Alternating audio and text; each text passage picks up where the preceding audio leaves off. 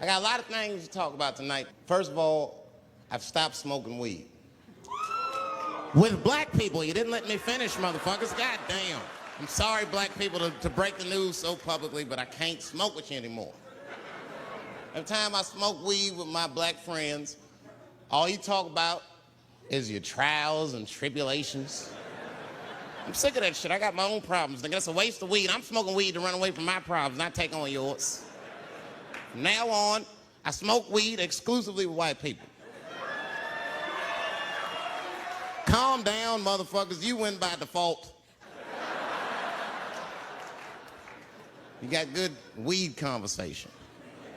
All white people talk about when they get high is other times that they got high. I can listen to that shit all night. Dude, remember at Frank's last week? It's fucking smashed, man. And catalogs everything they drink. 2 shots of Jaeger, tequila, 4 bong hits, man, beer, cheeseburger.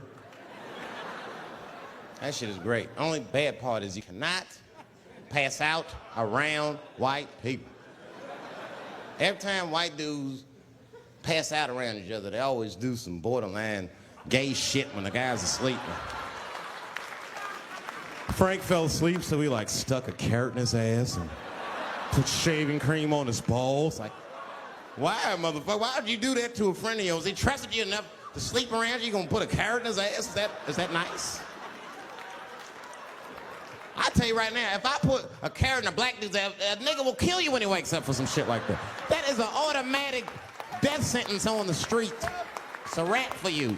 I'm gonna kill that motherfucker. I thought y'all was friends, baby.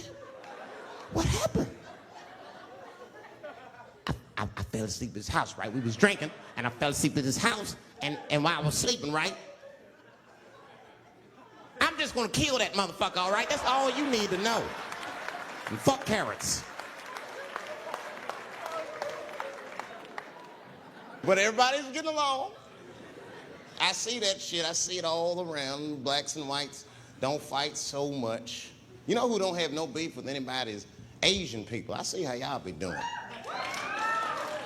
Y'all just lay in the cut. Only people Asian people beef with is other Asian people. Like if you call a Korean guy Chinese, I've done this. They will flip out, hey! What make you think I'm Chinese? I am Korean. I look Chinese.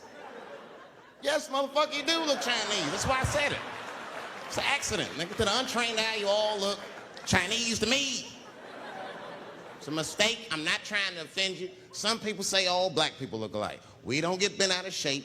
We normally just call those people police, okay? Just learn to live with it. That's all I can tell you. Everybody's afraid of police now. I'm scared to death of these police. I am, nigga. I got a police scanner. First money I got, this is the first shit I went out, bought me a police scanner. I just listen to these motherfuckers before I go out, just to make sure everything's cool. You hear shit on it. Calling all cars, be on the lookout for a black male between 4'7" and 6'8". Staying in the crib tonight, fuck that. Gotta work on that alibi for a minute. Every black person needs an alibi. I do them impromptu joints. If I'm by myself and need an alibi, I'll just open up the windows in the apartment, turn all the lights on, start beating off right in the window. Look at me. Hey, everybody, look, it's me, Dave Chappelle. I'm crazy, I'm jerking off. Note the time, motherfuckers. It's 2:35. Look at me, I'm jerking off in the window, 2:35. Comedian Dave Chappelle is June 10th. Note the time.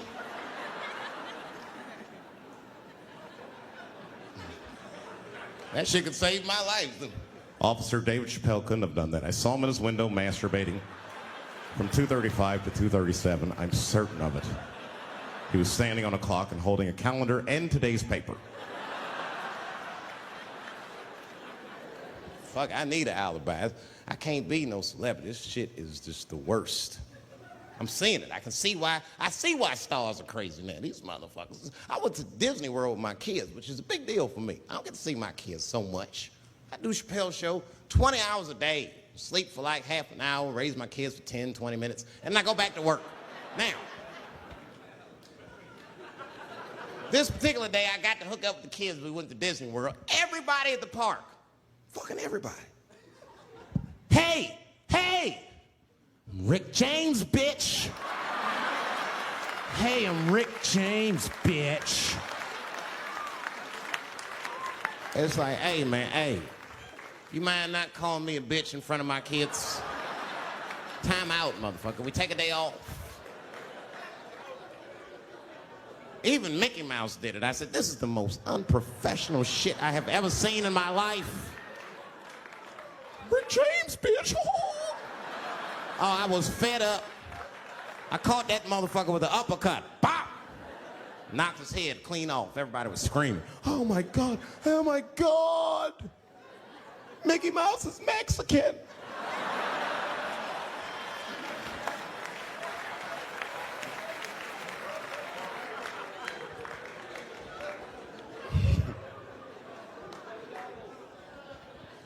I had a terrible time in Disney World. Disney World is like a whole nother country anyway. They got their own currency. That shit is ridiculous. As soon as I check in the hotels, welcome to Disney World, Mr. Chappelle. Can we interest you in some Disney dollars? Nah, man, I'm cool. You can't buy weed and pussy with Disney dollars, nigga. I'm on vacation. I like them greenbacks. I like them greenbacks. You know what I'm saying? It's the kind of money people spend. People is very particular about that. I saw that. That was one of the main stories from the war. Was the first big thing we did was they said, now that Iraq has been liberated, we have managed to take Saddam Hussein's face off of the money. And I'm not gonna lie, when that press conference came off, I was like choked up. I was actually proud to be an American because that is a very subtle psychological nuance of oppression to have a dictator on your money. And it's thoughtful to be able to take that motherfucker off for the goodwill of another person, right?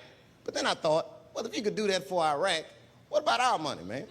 Our money looked like baseball cards with slave owners on. George Washington is the worst of the worst. Yes, I said it. You mythologize this motherfucker like he was the greatest dude, man. If I went back in time with a white person and we saw George Washington walking in front of our time machine, my white friend would probably be like, oh my God, Dave, look, there's George Washington. It's the father of this great nation. I'm gonna go shake his hand. I'd be on the other side like, run, nigga, George Washington. And we'd both be right. You like him because he wrote the Declaration of Independence and all that shit. We hold these truths to be self-evident. All men are created equal. Go get me a sandwich, nigger, or I'll kill you. Liberty, justice for all. Am I wrong? Am I wrong? Wait a minute, did he not own slaves? Didn't he own slaves? That's all I'm saying. I almost protested the war in the beginning. Almost. Until I saw what happened to them Dixie chicks. I said, fuck that. If they'll do that to 3 white women, they will tear my black ass to pieces. I don't want to hear that shit. Yeah, man, they would. But I'm like, for real, why you care so much what the Dixie chicks say? It's not like they political scientists or nothing. They just bitches that can sing good. You know what I mean? Stop worshiping celebrities so much. Just don't listen, pay attention. I remember right around September 11th, Ja Rule was on MTV. That's what they said. They said, we got Ja Rule on the phone. Let's see what Ja's thoughts are on this tragedy. Who gives a fuck what Ja Rule thinks at a time like this, nigga? This is ridiculous. I don't want to dance. I'm scared to death. I want some answers that Ja Rule might not have right now. You think when bad shit happens to me, I'll be in the crib like, oh my God, this is terrible. Could somebody please find Ja Rule, get hold of this motherfucker so I can make sense of all this. Where is Ja? Guide me, Ja Rule.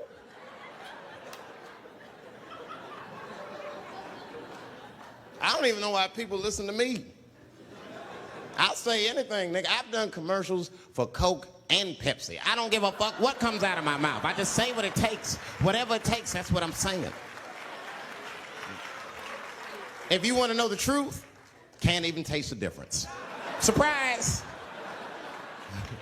All I know was Pepsi paid me most recently, so tastes better. It's Pretty much how the game goes. I'm just being real, man. There's too much goo-gagging over celebrities. People don't know what's fake and what's real anymore. That's why Bill Cosby got in trouble. Look what happened to Bill Cosby. Bill Cosby said some real shit, and the whole world freaked out on him. For what? For having an opinion? Just because he was selling pudding pops for the last 40 years, people forget that he's a nigga from Philly in the projects, and he might say some real shit from time to time. It's not that big of a deal. I spoke at my old high school, and I told them kids straight up, if you guys are serious about making it out of this ghetto, you gotta focus, you gotta stop blaming white people for your problems, and you've gotta learn how to rap or play basketball or something, nigga. You're trapped. You are trapped. Either do that or sell crack. That's your only options. That's the only way I've ever seen it work. You better get to entertaining these white people, nigga. Get to dancing. Go on out there and be somebody.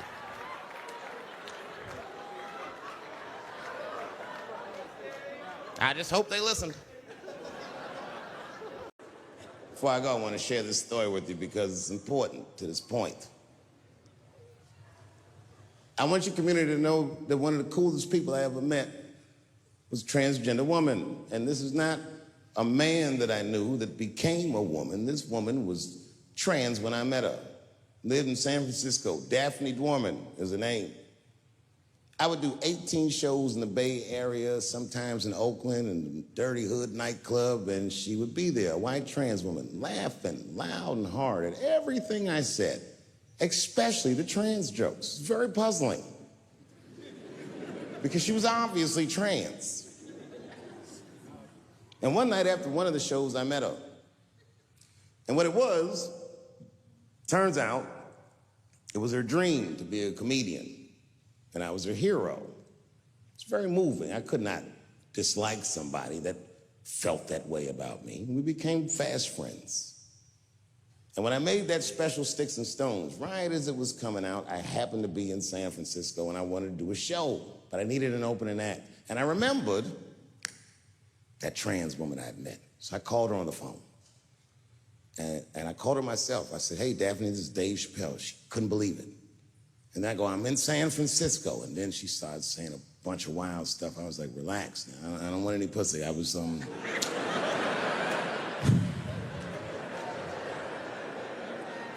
was calling because I'm doing a show and I need an opening act. And I was wondering if you'd open the show. And she was like, fuck yeah. Now, I didn't know this at the time, but this woman had only done stand-up comedy 8 times in her life. This is little to no experience. And now she's about to open a show for what many call the GOAT.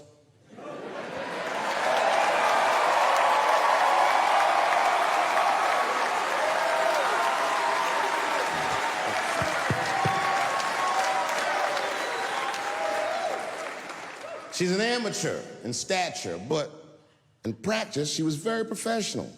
She showed up early, which is something I appreciate because I like people to be on time. She was dressed to the motherfucking nines. I mean, I'm transphobic, and even I was like, you look nice.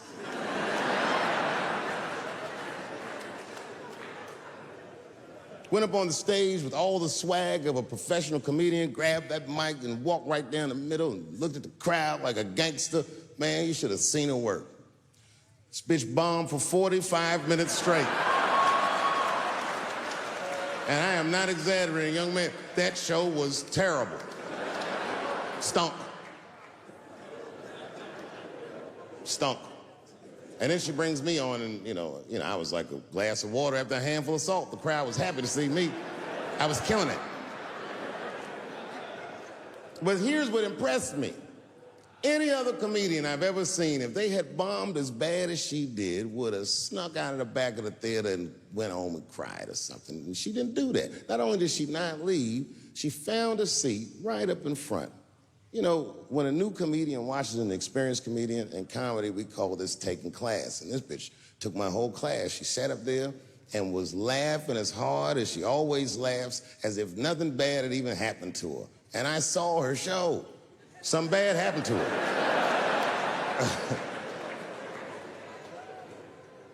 She was drunk.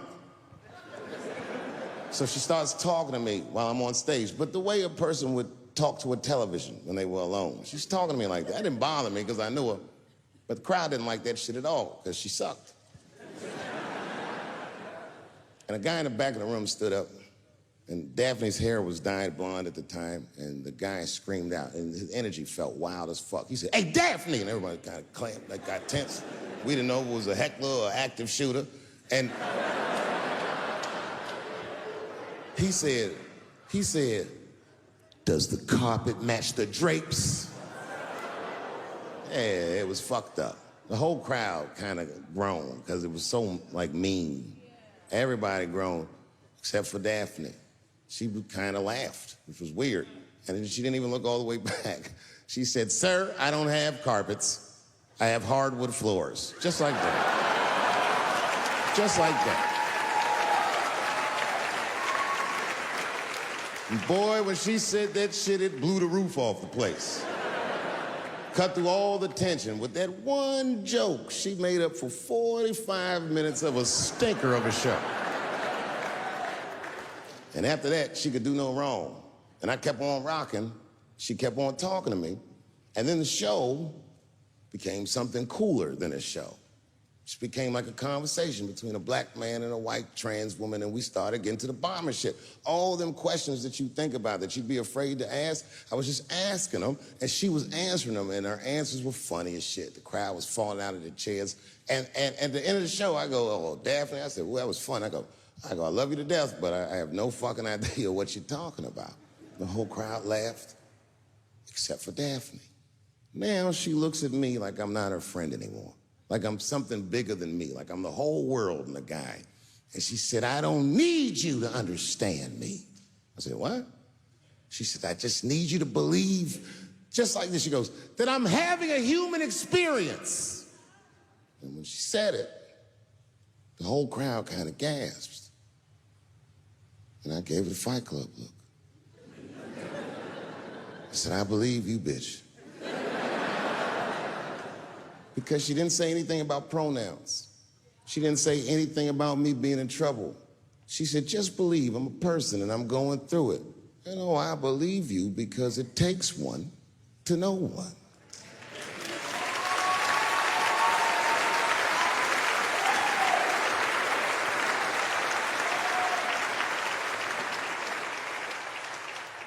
Then I told the crowd good night, and they start going crazy. And before the applause gets to its crescendo, I say, "And don't forget my opening act, Daphne." And the crowd stood up. And I looked at her, and tears came out of her eyes. She couldn't believe it was happening. I couldn't believe it was happening because her show stunk. And it was a great night. I remember the late, great Paul Mooney was there. A bunch of fly-ass comedy niggas was there. And we all went backstage and was just drinking and talking shit and laughing, and Daphne stole the room. She had everyone cracking up, spinning the yarn, telling us all these crazy stories about shit she be into. We all laughing real hard, and as she's telling us and everyone's laughing, I'm looking around, I'm like, "Oh my God, she is funny." I pulled her aside and I said, "You're hilarious. I didn't know that when you were on stage." I said, "You're doing some things wrong, but I can help you." I said, "Anytime I'm in San Francisco, why don't you open the show for me, and I'll just try to give you some pointers, see if you can't work this thing out." And she said, "Are you serious?" I was like, "Yeah." And she grabbed me real tight, hugged me, squeezed me, and I pushed her off violently because I'm transphobic. I said, "Boundaries, bitch."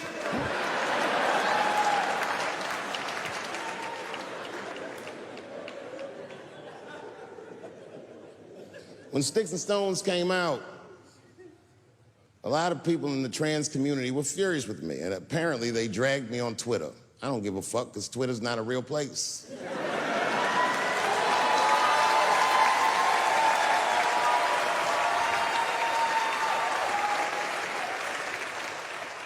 And the hardest thing for a person to do is go against their tribe if they disagree with their tribe. But Daphne did that for me. She wrote a tweet that was very beautiful, and what she said was, it was almost exactly what she said. She said, "Punching down on someone requires you to think less of them. And I know him, and he doesn't. He doesn't punch up, he doesn't punch down, he punches lines, and he's a master at his craft. That's what she said.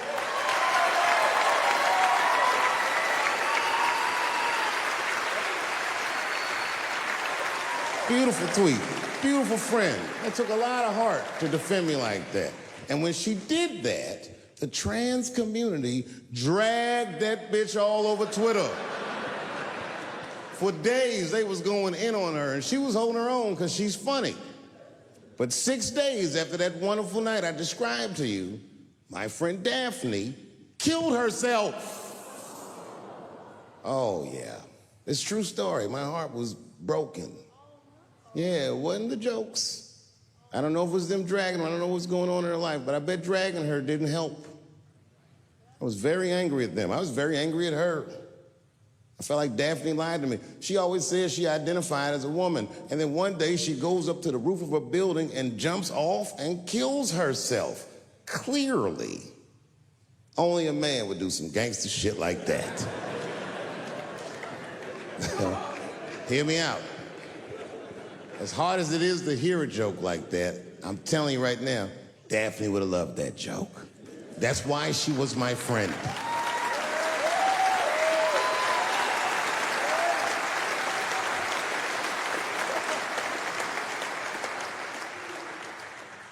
I was reading her obituary, and I found out she was survived by a daughter. And the moment I found that out, and this is true, Anderson Cooper from CNN texted me. And all he said was very nice. He said, "I'm sorry to hear about your friend." And I texted him right back, "New phone, who this?" He said, "It's Anderson Cooper." I said, "Oh," I said, "Anderson." I go, "Look, I need to find her family." And he texted me right back with all the phone numbers and all this information. I say this to say, if you ever want to know about anything gay, call Anderson Cooper from CNN. This nigga is faster than Google.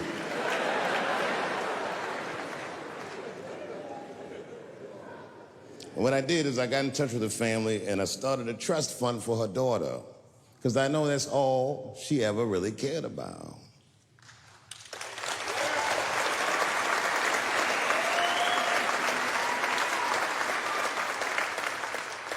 And I don't know what the trans community did for her, but I don't care, because I feel like she wasn't their tribe. She was mine. She was a comedian in her soul.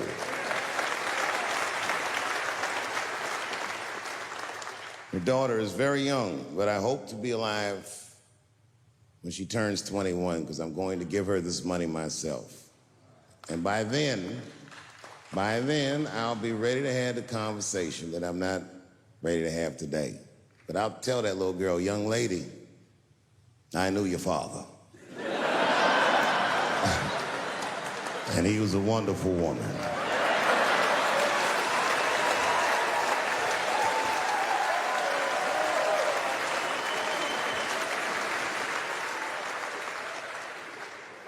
Empathy is not gay. Empathy is not black. Empathy is bisexual. It must go both ways. It must go both ways. Remember, taking a man's livelihood is akin to killing him.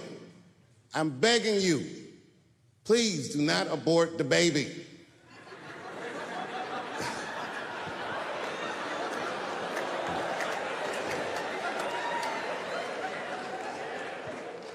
Kevin Hart dreamt his entire life of hosting the Oscars, and when he finally got the job, they just took it. It's not fair. They didn't kill him. Kevin's a strong guy.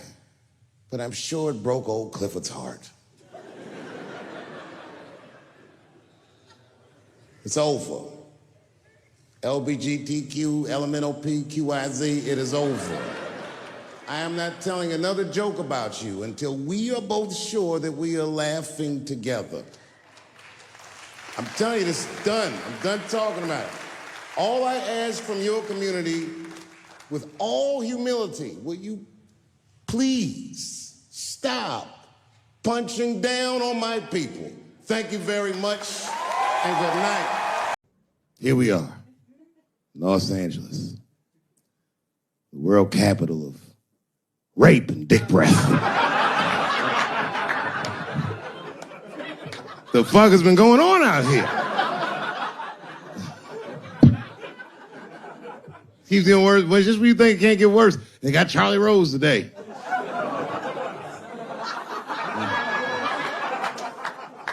It's gonna be a quiet morning on the news tomorrow. Charlie Rose, who's next? Captain Kangaroo. Everybody is raping like hotcakes.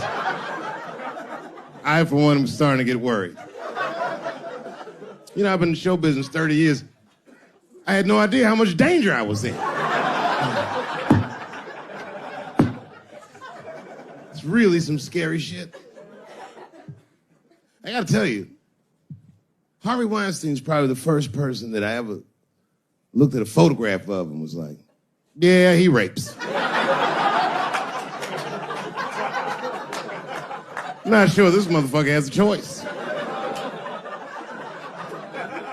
Not a handsome man. Not a lot of meat and extra skin on his face. Yeah, he's ugly. You know the sad part is, he's done so well in life, he probably doesn't know he's ugly. You know, when you're good looking, everybody will tell you, oh, you look wonderful, you're so great looking. But when you're ugly, you gotta figure that shit out for yourself. It's a lot of putting clues together through the years. Why am I not getting in the club? I got all the right shit on.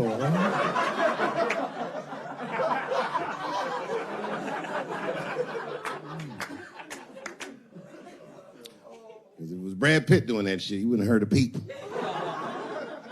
The girl would just come back down like, I got the part.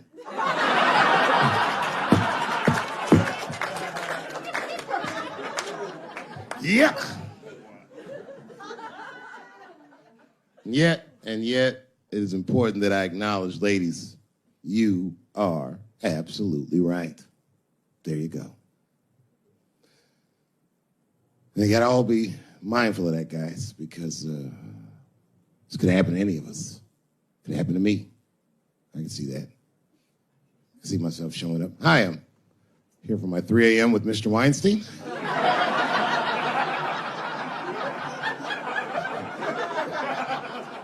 Hey, Harvey, I got your text. I'm here to talk about the script.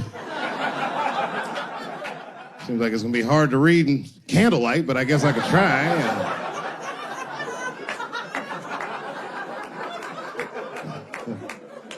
Sound like a fucking nightmare. Could you imagine that shit? Could you imagine if you was in a business meeting and a motherfucker pulled their dick out?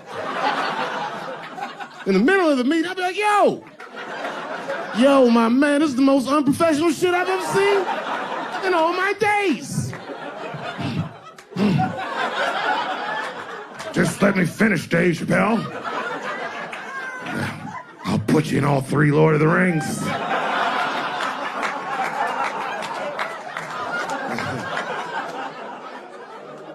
Hurry up, nigga. I have other meetings, you know. I have a 4:30 a.m. at Brett Ratner's house. And, I believe it's wardrobe fitting.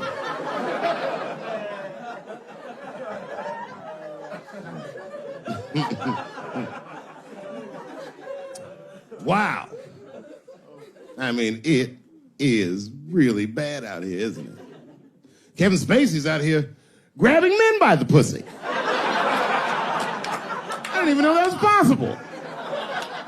Jesus Christ.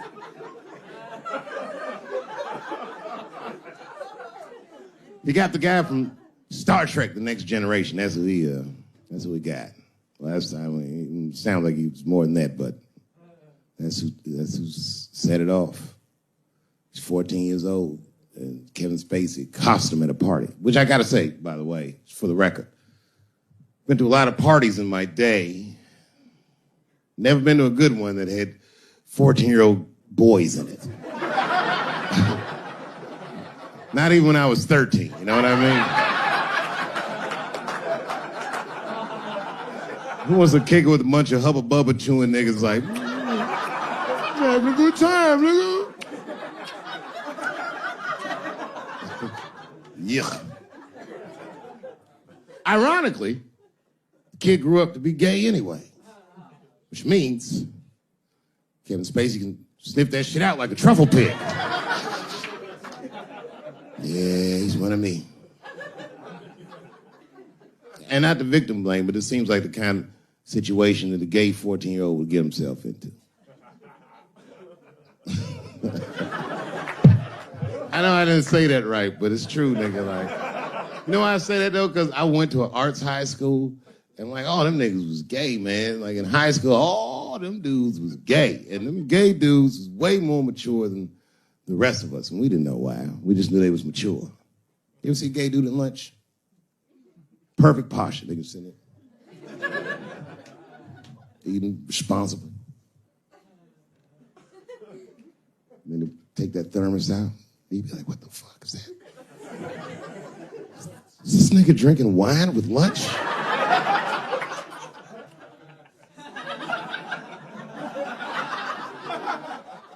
We didn't know what it was. Because we were young boys, we were just trying to figure out who we were. And we didn't realize these gay dudes was fighting to be who they knew they already were. Some impressive shit. They were fearless, the gay kids. Fucking fearless. I've never seen a scared gay dude in my life. What kind of man has no fear? You could be tied up in a hostage situation with a gay dude. Them niggas would still be like, I'm thirsty.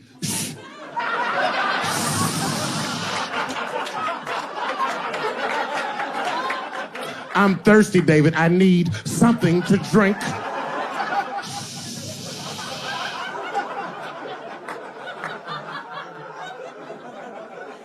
Well, then shoot me. I would rather die of a bullet than dehydration, nigga. I am thirsty. I need some water.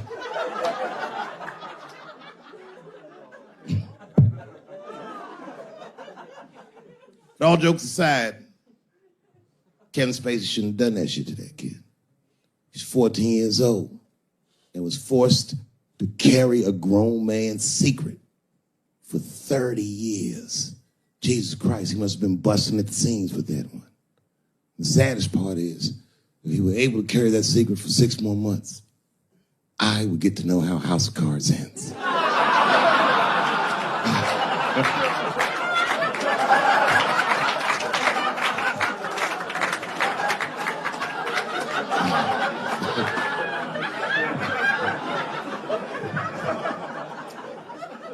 Yep, ladies and gentlemen, these are dark times. New York Times said that Louis C.K. jizzed on his own stomach. You know, I've busted a lot of nuts in my day.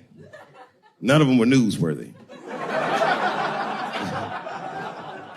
Shit was really gross, because they didn't just say it like I said it. They didn't just say jizz on the stomach. They said it in that fucking Pulitzer Prize winning style that the New York Times has. It was very descriptive, like, you know what I mean? Louis C.K.'s semen shot out like a volcano of misogyny, slowly drizzling down like lava, covering his freckled penis as it slowly dripped to a fiery crown of red hair. Jesus Christ, I'm trying to eat some huevos rancheros, and these niggas is...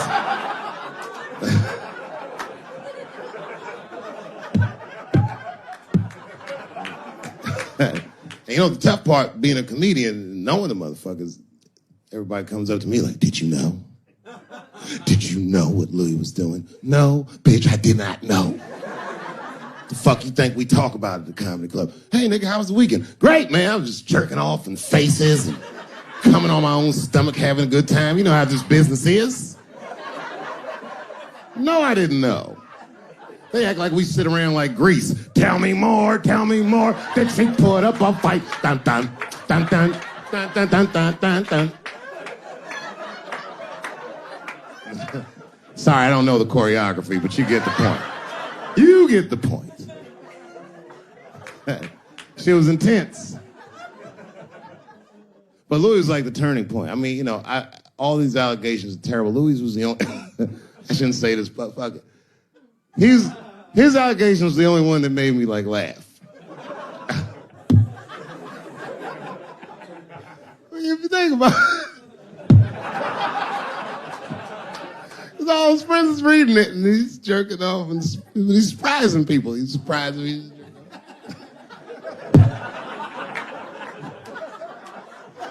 I just picture all the comics and comedy just reading it like, what?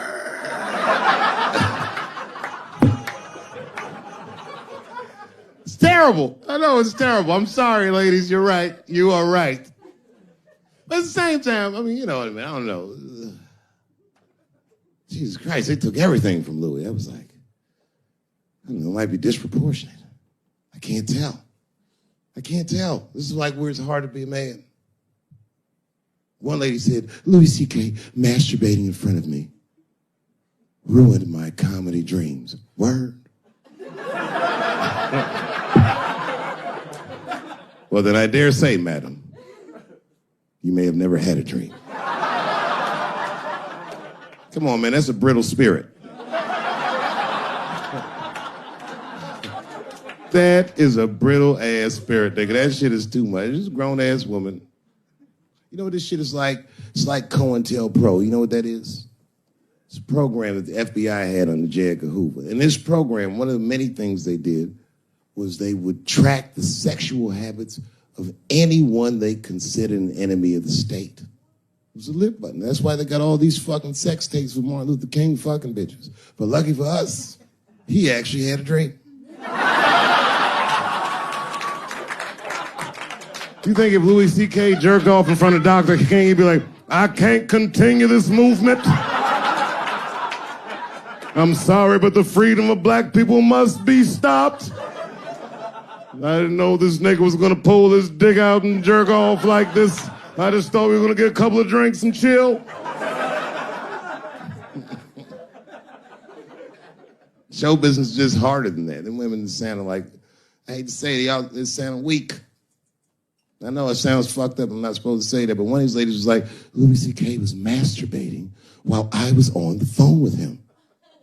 Bitch, you don't know how to hang up a phone?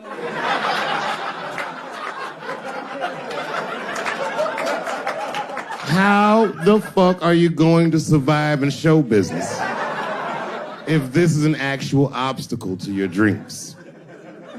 I know Louis is wrong, ma'am. I'm just saying I'm held to a higher standard of accountability than these women are. Don't forget who I am. Don't forget what I am. I am a black dude.